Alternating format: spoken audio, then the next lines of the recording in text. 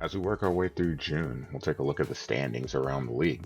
So looking in the National League, first we'll start with the NL East. The Braves starting to open up a nice lead in the division, 6.5 games.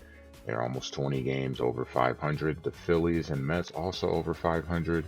Marlins and Nats bringing up the rear.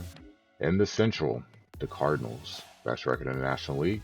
Obviously, we had a great start to the season. That's going to kind of curb slowly as we had shifted to legend hitting. But 49-18, the Cubs 35-31, under 500 in the last 10, but playing really well. The Pirates 30-34, Milwaukee behind them, and then the Reds far back in the rear. The NL West, the Padres, the Diamondbacks are slowly starting to fall back. See, they've only won 4 of their last 10. Padres and Dodgers, just the immense talent that they have on their team starting to rise to the top. Padres lead the division, Dodgers a game and a half back. Giants, a couple games under 500, and the Rockies bringing up the rear. In the wild card picture, remember there's 3 wild cards. Dodgers and D-backs fighting neck and neck for that first spot. Phillies have the third lockdown at the moment. Cubs, Mets, and Giants are within 5 games. Cubs the only of the teams with a sizable lead or sizable record over 500, couple games over. Mets just a game over. American League East, the Yankees, 42-25. We won a lot of games. That helped 7 of their last 10. They also had a stretch where they won 9 games, so they are really starting to pull away right now. Blue Jays doing their best to hang in there, 39-28. Rays slightly above 500, 8 back, and then you've got the Red Sox and Orioles bringing up the rear. In the Central, the Guardians and White Sox basically playing hot potato with the division lead, a 1-game lead for Cleveland. The Twins 4.5 back at 500. Tigers have been hovering around 500, just haven't been able to really break past it. And the Royals 21-45 bringing up the rear. The American League West, the Rangers, taking advantage of the Ohtani injury, have now seized a 2.5-game lead in the division. You can see the Angels and Astros, losers of 4 in a row. So Texas, with that 3-game winning streak, automatically, over the last half week, have gained 3 games on both teams.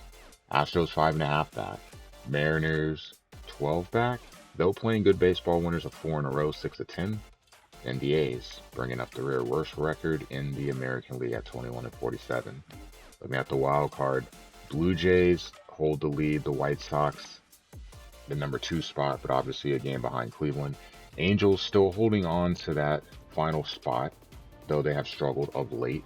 Rays 2.5 back, Astros and Twins 3 back, and Tigers 4.5 back. So those are your teams within 5 games of that final wild card spot. We usually like to look at a team in general, but there's a couple of players here that definitely deserve some notoriety for the seasons that they've had so far. We usually look at a team at a time.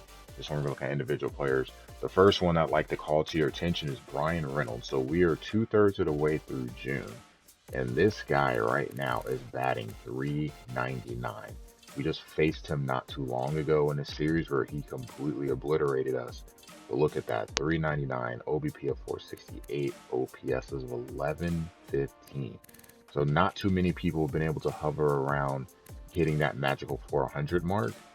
You have Luis in real life, who to this point in the season is doing a pretty good job of that.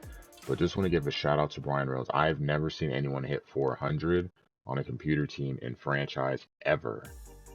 I don't know if he will be the one to do it, but so far he's having a monstrous season, and we'll definitely be keeping an eye on him.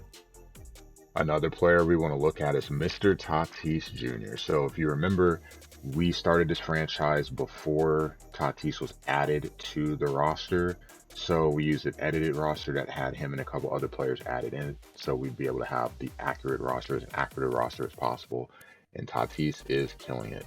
So with this particular roster set, he's a rookie. Obviously, we know he's not, but this dude is on a tear. He's batting .344, slugging .741, leads the league in OPS at 1151, the National League. I want to say the full league, because Trout does that. Dude has been a machine so far. 21 home runs, 63 runs batted in. Remember, he had a game against the Yankees where he drove in 10. Yes, that is correct. 10 runs in one game. He's hitting well along with Machado and Soto, but just want to give a spotlight to Fernando coming back from his break from baseball, we'll say, playing very, very well. And speaking of playing well, I mean, you couldn't start or find a better player to look at than Mike Trout. Dude is having an amazing season as well. Probably the star guy in the American League, especially with Ohtani getting injured. He's trying his best to carry the Angels. We've seen how that story line has worked in the past. Can he get more support this time? We'll see. Taylor Ward and some of the others are trying to help. Trout definitely is doing his part. 59 games, 24 home runs. He has driven in 63 runs.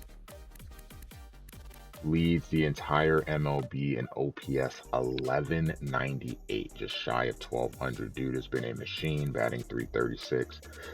We expect nothing less from Trout, but even this is amazing. He's on pace to hit over 60 home runs. Will he do it? I don't know, but something to keep an eye on. It probably would help to have Ohtani back in the lineup for protection or to get, some easier at bats. But regardless, even without Ohtani, he is still doing his job to keep the Angels afloat.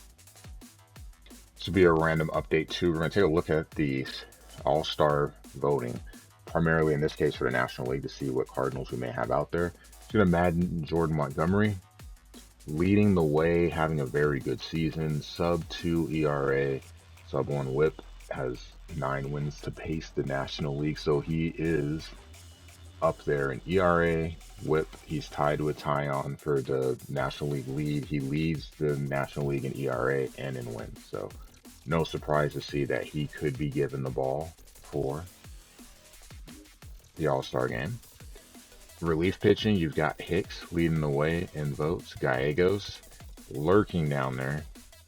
So you've got 2 potential opportunities there. Closer, Helsley, sizably in the lead. No surprise there. Either he leads the National League in saves. So catcher. Not the Contreras that you want second, because we obviously want the other guy, but you see Wilson down there not hitting well. Can't say I'm surprised that he's not up higher. 200,000 votes. Don't think he will be getting there. First base, also Goldie. You would expect him to be higher, but he's not hitting the ball well. He's starting to pick it up now, but 307,000 votes. He has a long way to go as he sits 7th in All-Star voting. Second base, no one. Third base, we've got 2. We got Arenado third, and then always the awkward one, Carp. Carp is primarily a third baseman. Obviously, we play him at second, so even though the majority of the time he potentially plays second base, it doesn't matter. We know how MLB The Show does the All-Star voting, so he gets looped in at third. He is 4th, so both do have a chance of making it. Not who I'm looking for. Do we have to go down on second base? Yeah, there is. Gorman, 175,000, so Gorman won't be close. Shortstop, Edman, not gonna make it, but not doing all that bad. Higher up than you honestly probably would think. Grissom kind of throwing a monkey in the, or wrench in the, whatever that saying is. He's second. Lindor right behind him. I would expect Lindor will find a way to pass him. But you can see Edman 6th, probably not going to make it, still having a good season for us. Left field, Soto, star. Is he going down here? The Cardinals don't have a left fielder, so no one there. Center field, do have that.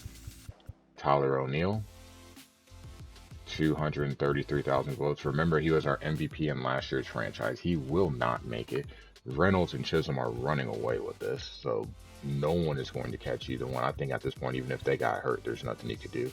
Carlson also lurking down there, 167,000. Not going to make it either. And lastly, right field. Kind of sucks. So this is our best outfielder, Lars Nootbaar. See, 276,000, but just the competition for this one is just ridiculous. It's pretty much a lock. Tatis, Acuna, bets. Joey kind of has a chance, but not really. It is what it is. And obviously it'll be a DH. We'll see who gets there, who gets that spot. But hey, a couple of Cardinals there, all you can ask for.